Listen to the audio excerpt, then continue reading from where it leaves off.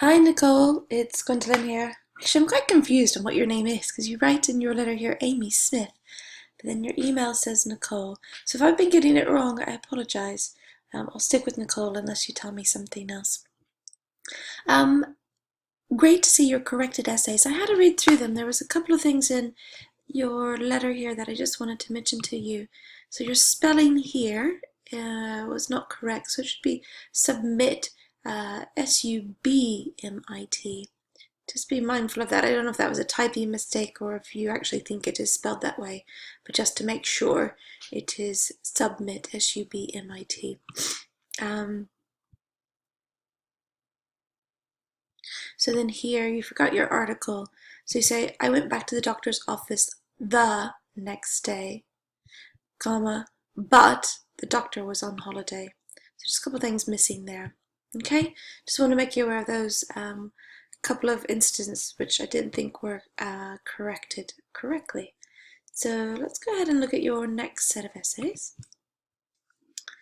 So let's start here, Nicole, with your Task 2 essay on technology. I thought you did a really good job with the task response here. You had some really good ideas and good examples to back up those ideas. You've looked at both sides of the task response question. Really good with that aspect. Also some very good vocabulary throughout. You did done well in the introduction trying to use some different word phrases for technology. Here you've put digital devices, which is great.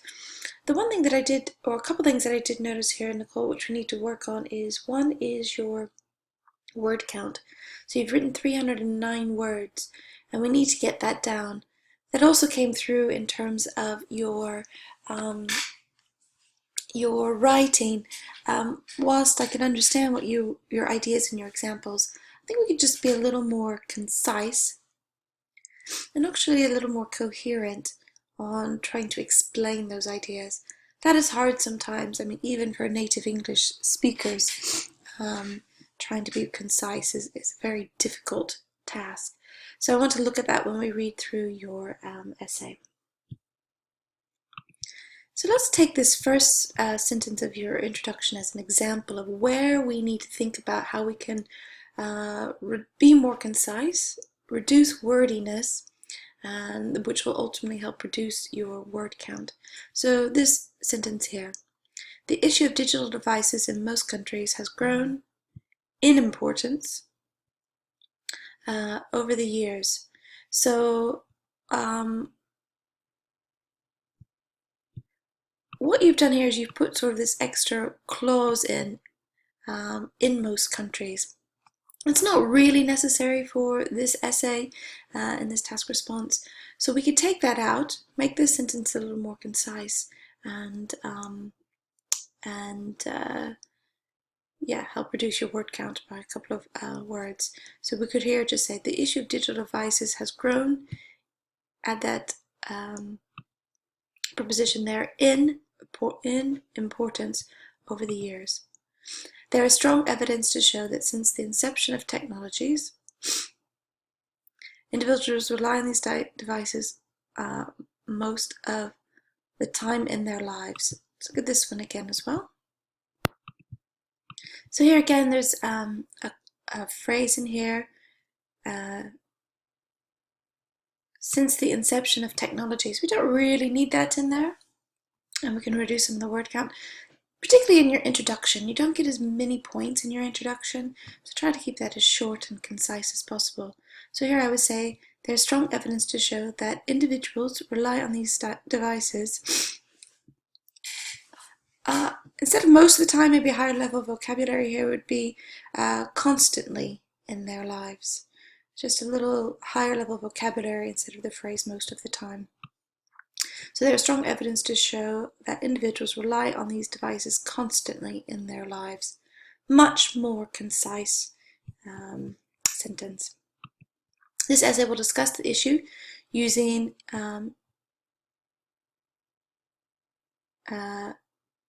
examples from Asia or an example from Asia. So I would do an example from Asia, because I think that's the only one you talk about, and research from Harvard University to demonstrate points and support arguments. Good. Otherwise, good job with your structure of your introduction. To begin with, technology is designed to minimize humans' workloads and simplify our lives. Good. This is largely because time is limited and individuals cannot complete every task within tight time, so we need them to assist us in order to improve our living qualities for time consuming. Yeah, let's look at this sentence. There's a lot of clauses in here that's making this more complex than it needs to be. So let's simplify this sentence down.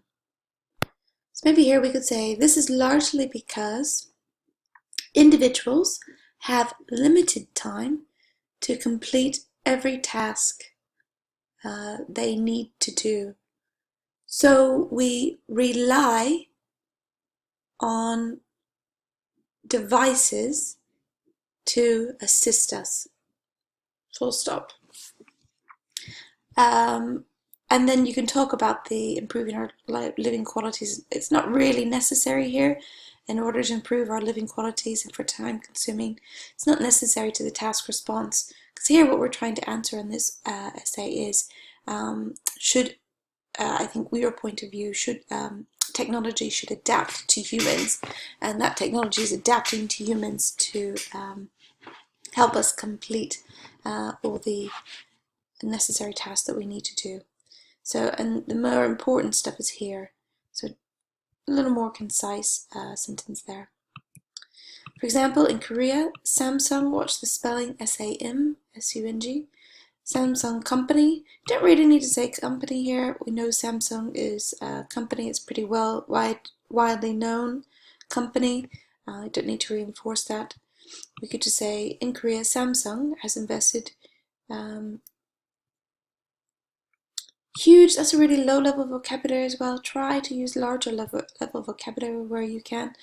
You could say it has invested enormous amounts of money in mobile devices, especially mobile phones. Again, here is a phrase we don't really need to add. It doesn't really add to the task response. So you could just say it has invested enormous amounts of money in mobile technology, and then we would talk about that would include devices and phones. Replacing that with technology saves you 5 words there.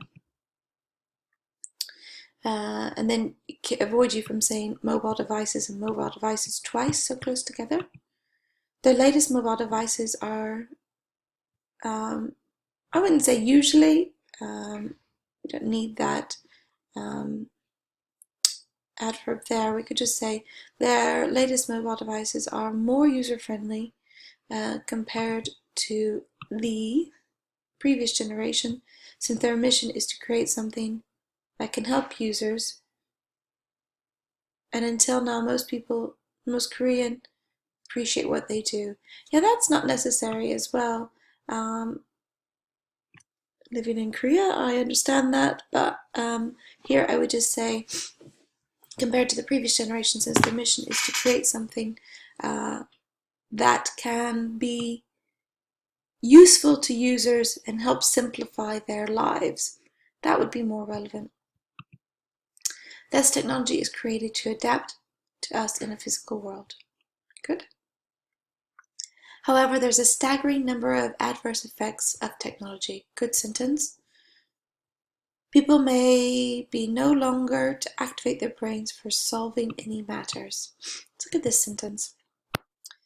Maybe just changing up some of the phrasing here, just to make it sound more native English. I think it is okay the way you wrote it, but maybe more natural sounding would be, many people no longer